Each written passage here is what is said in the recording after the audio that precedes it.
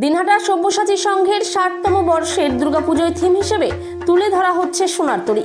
এই পুজোকে ঘিরে জোর কদমে চলছে প্রস্তুতি। বিশ্বকবি রবীন্দ্রনাথ ঠাকুরের প্রতিটি কল্পনার সাথে মণ্ডপে উঠে আসবে বাংলার ব্যবসা বাণিজ্যের ঐতিহাসিক স্মৃতি। পুরনো দিনের সওদাগর বা বণিকেরা যেসব নৌকো নিয়ে সমুদ্র যাত্রা করতেন, সেই আদলে গড়ে উঠছে পুজো মণ্ডপ। পুজো উদ্যোক্তাদের ক্লাব সম্পাদক সুভাষ ঘোষ ছাড়াও পুজো কমিটির সভাপতি তপন ঘোষ, সম্পাদক বিশ্বনাথ ঘোষ জানিয়েছেন, পরিবেশ বান্ধব ফাইবার হোগলা পাতা দিয়ে তৈরি হচ্ছে পরিবেশ বান্ধব এই পুজো মণ্ডপ। দর্শনার্থীদের চোখে পড়বে সুবিশাল সোনালী রঙের নৌকো। নৌকোর ভেতরে প্রবেশ করলেই দেখা যাবে সোনায় মোড়া নৌকোর ভেতরে বসে আছেন মহামায়া। জলপাইগুড়ির শিল্পী পার্থ ভৌমিক সহযোগী শিল্পীদের নিয়ে প্রায় ৩ মাস ধরে পুজো মণ্ডপ তৈরির কাজ করে চলেছেন। সাবেকি শৈলীর মূর্তি এই থিম ভিত্তিক সাজের সঙ্গে মেলবন্ধন ঘটানোর চেষ্টা করছেন উদ্যোক্তারা। পাশাপাশি আলোকসজ্জাতেও থাকছে অভিনবত্ব, যা দর্শকদের নজর কাড়বে বলেই দাবি উদ্যোক্তাদের। ২৫শে সেপ্টেম্বর চতুর্থীর দিন পুজো মণ্ডপের উদ্বোধন করবেন উত্তরবঙ্গ উন্নয়ন মন্ত্রী উদয়ন গুহ।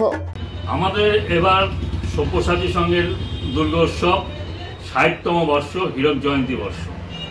এই বর্ষের এবারের দুর্গাপুজোয় আমাদের থিম সোনার তরী।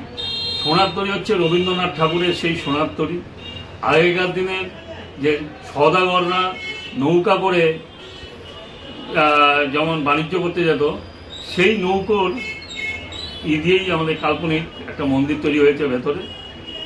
নৌকো দিয়েই আমাদের থিমটার নাম হয়েছে সোনার তরী।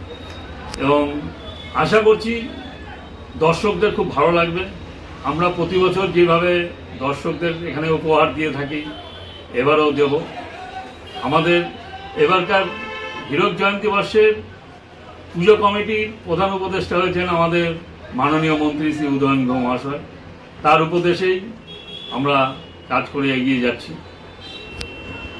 আমার নাম সুভাষ ঘোষ, আমি সব্যসাচী সংঘের সম্পাদক।